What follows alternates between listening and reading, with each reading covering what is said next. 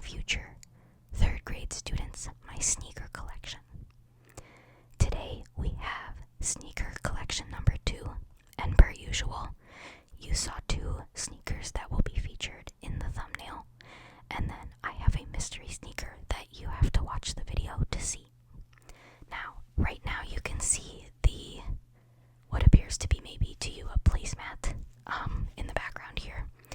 This is actually a reusable bag that was gifted to me by my teacher bestie, so shout out to her. She has the classroom right next door to mine, and she brought this to me because she saw it in the store and it made her think of me. So as support for the YouTube channel endeavor, we have a cool little background that I can also use to make some sounds with, because it is made of recyclable materials, so it has a nice little crinkly, smooth sound when you kind of move it. So let's make some sounds and then get into the sneakers. Thanks for being here, and thank you to my teacher, neighbor, bestie, all of the above.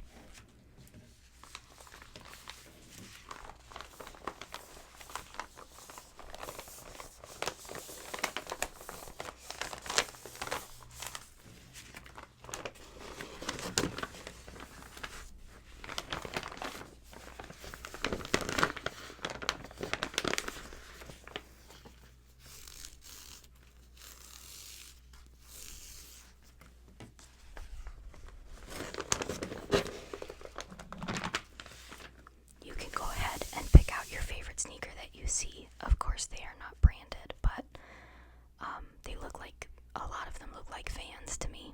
I like this one. It's giving Miami Dolphins uniform vibes for football, in case you don't watch football. But I also like this one and this one, so feel free to pick out your favorite while you're watching today. Let's get into the first sneaker. We have an Air Jordan 1, and this is called the Air Jordan 1 Silver Toe, silver toe. And that's for obvious reasons. As you can see, there's a lot of silver happening, and specifically on the toe. In future videos, I will go through all of the Jordan models or silhouettes and future vocabulary that could be helpful as I am showing each of my sneakers, so stay tuned for that. But the silver is not just on the toe, it's also on the back, and it's very shiny and also gets scratched easily. So as we turn, you can see probably that I have some scuffs right here already because the paint scuffed. I haven't worn these too many times, that's why all of the white parts are pretty clean. But my favorite part about this sneaker, and why I'll never be able to get rid of it, is it came with these really cool silver laces. And I do think these will make some good sounds. So let's get into some tapping and some sounds with the shoe, and then we'll get into the next one.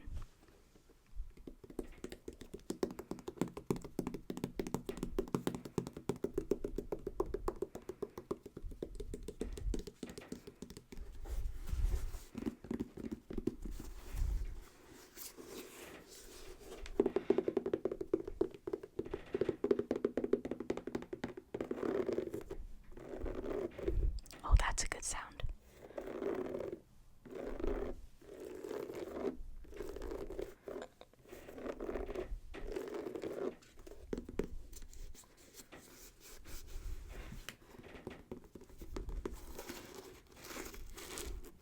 Yeah, these laces make more noise than other laces.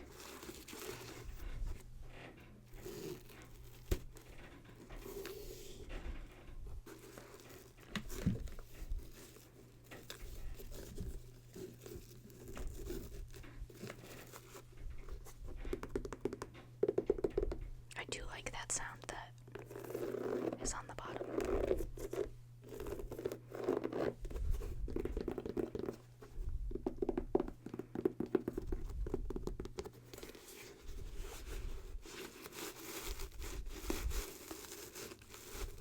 That's a good sound too. So this is the, again, Air Jordan 1 Silver Toe, and let's move on into the next sneaker. This is the late great Kobe Bryant's signature, because this is the box for the Kobe Bryant Air Force Ones, and you can see with the glare that there's this pattern going on in the background. It's supposed to resemble a snake because they called him the Black Mamba for his focus and such.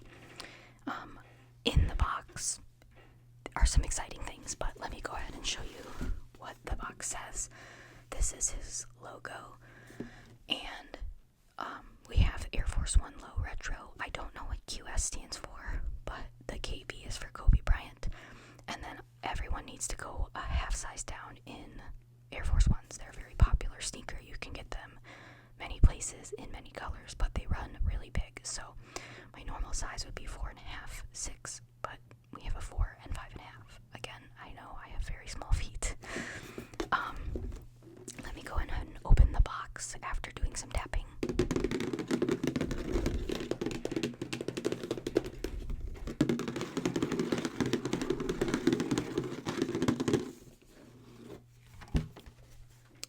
In here we have specific tissue paper that is labeled with his brand logo, and we have the paper that is put in the shoe to prevent it from creasing, otherwise known as a shoe tree. These make really good sounds, so I'll go ahead and make some sounds with them.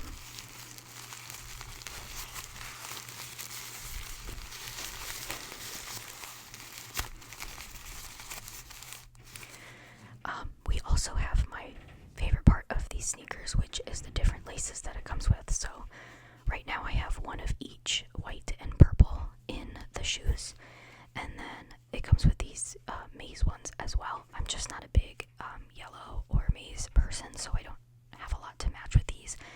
There are still accents of yellow on the shoe, or maize. Sorry, there is a difference. But this is also themed. I haven't mentioned yet because Kobe Bryant played his basketball career in the NBA for the Los Angeles Lakers, and the maize and purple and white are their colors. So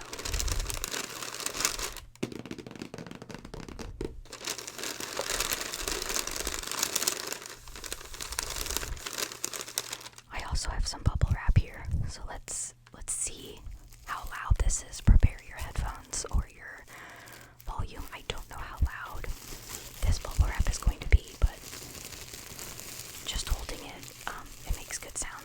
So let's see. Oh, it's stuck to the box. I don't even know if... There we go.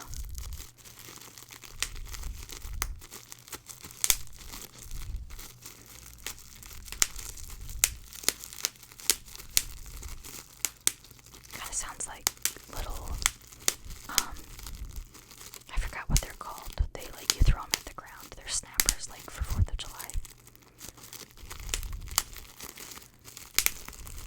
Fun. A little bit different than my other bubble wrap from my past 2 videos, but let's go ahead and now get into the shoes. Here we have the sneakers, and it's a little different from my usual view because I included both sneakers. They do have unique characteristics, so I wanted to make sure I included both. For that reason, I probably won't make too many sounds with them. I'll just give you a tour of the shoe, and then we can move on to the mystery sneaker. This one has the purple shoelace in it, which is super fun because the aglets, this is called the aglet at the end of shoelaces. Those are yellow, so you can, or maize, sorry, the box says maize. You can see the accent of the maize and purple swoosh, and then the bottoms are also that maize color. I do like how this air wording is in maize as well. And then if you can see, it's called embossment, like a stamp went into the leather, but that's Kobe's logo. And the little swoosh up here is purple, and the tongue has the yellow Air Force One logo, which actually resembles the Jordan logo, and that's because this shoe came first. But the font is in purple. And then as we go to the back of the shoe, we also have Kobe's logo embroidered, which means stitched in. It's not like printed on with a printer, with yellow in the back. And then you just come to this side of the shoe, and we have the same color swoosh happening right there as well. So inside of the tongue.